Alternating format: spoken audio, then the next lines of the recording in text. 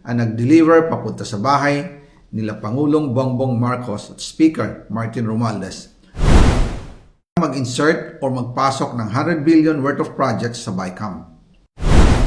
Sana po ay hindi nila ako mapatay bago ko mailabas ang lahat. Ginawa ko lang ang utos sa akin, pero ngayon, handa na akong harapin ang lahat. Ginagamit ng administrasyon ang buong resources ng bansa para tumahimik ako. That he will shoot me if I will talk.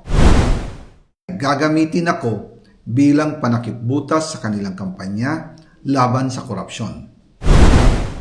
Hindi na ako mananahimik, ilalabas ko ang lahat ng katotohanan. May resibo, may ebidensya, at may pangalan. Para sa bawat Pilipino, alam ko na buo ang galit ninyo sa akin ngayon. Nauunawaan ko rin kung bakit, lalo na at malaki ang halagang nakataya. Pero bago kayo humusga, hayaan ninyong ipaliwanag ko ang buong katotohanan. Matagal akong hindi nagsalita dahil may direktang utos sa akin. Huwag nang bumalik ng Pilipinas at manahimik na lamang. Umalis ako noong July 19, 2025 para sa aking medical check-up. Nakaplanong bumalik pagkatapos ng SONA ni Pangulo. Pero habang papauwi na ako, tinawagan ako ni dating Speaker Martin Romualdez at sinabihan, "Stay out of the country. You will be well taken care of as instructed by the President." Noon naniniwala pa ako sa kanila, kaya't hindi ako bumalik. Tumikom ang aking bibig, sumunod ako, pero ang hindi ko alam, ang ibig pala nilang sabihin sa aalagaan ka namin ay gagamitin ako bilang panakipbutas sa kanilang kampanya laban sa korupsyon. Ginawa nila akong poster boy ng kanilang sariling kasinungalingan.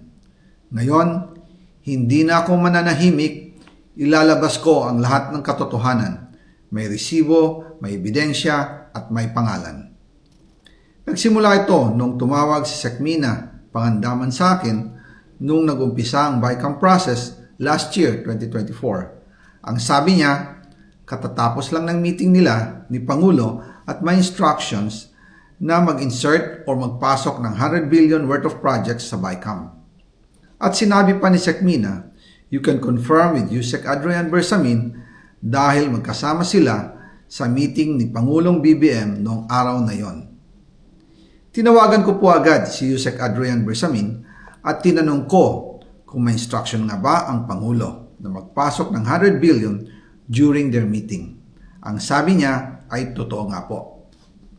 Right after our conversation, tinawagan ko po si dating Speaker Martin Romualdez at nireport ko ang instructions ng Presidente to insert the 100 billion projects. At sinabi niya sa akin, what the President wants, he gets. After ng ilang araw, nag-set po ng meeting si Sekmina Pangandaman at Yusek Adrian Bersamin sa amin ni dating Speaker Martin Romualdez sa Aguado Building in front of Gate 4 ng Malacanang at nandoon din po si Yusek Jojo Cadiz. During the meeting, binigay po ni Yusek Adrian Bersamin ang listahan na worth 100 billion. Tinanong ko po si Yusek Adrian kung saan galing ang listahan. Ang sagot niya, galing kay PBBM mismo at binigay niya ito mula sa brown leather bag. Nung sinabi po ni Yusek Adrian Bersamin, yung brown leather bag, naalala ko noong nasa Singapore kami right after the elections of May 2022 sa Hilton Hotel, kami ni dating Speaker Martin and PBBM habang pauwi at pabalik ng Pilipinas, hinabol ng PSG ang brown leather bag at ang sabi ni PBBM, maiwan na lahat, wag lang ang brown leather bag. Kaya naniwala ako na utos talaga ito ng Pangulo. Pagkatapos ng ilang araw, I informed sina dating Speaker Martin Romualdez, Sekmina Pangandaman, Yusek Adrian Bersamin, and Yusek Jojo Cadiz na kung pwede 50 billion lang ang ipasok sa program funds dahil so sobra ang DPWH funds versus sa DepEd. In practice, hindi pwede na mas malaki ang budget ng DPWH kaysa edukasyon. And yung balance na 50 billion, ilagay na lang sa unprogrammed funds for the 2025 budget dahil Office of the President din ang nagre-release ng lahat ng unprogrammed funds. Pagkatapos ng isang araw, tinawagan ako ni Sec Mina at sinabi ang mensahe ng Pangulo. Ipasok ninyo yan dahil pinangako na sa akin ni Speaker Martin yan at hindi na pwedeng baguhin. Kumbaga, ang utos ng hari hindi pwedeng mabali. Again, I informed the Speaker and asked clearance about the instructions ng Pangulo. At ang sabi niya, wala tayong magagawa.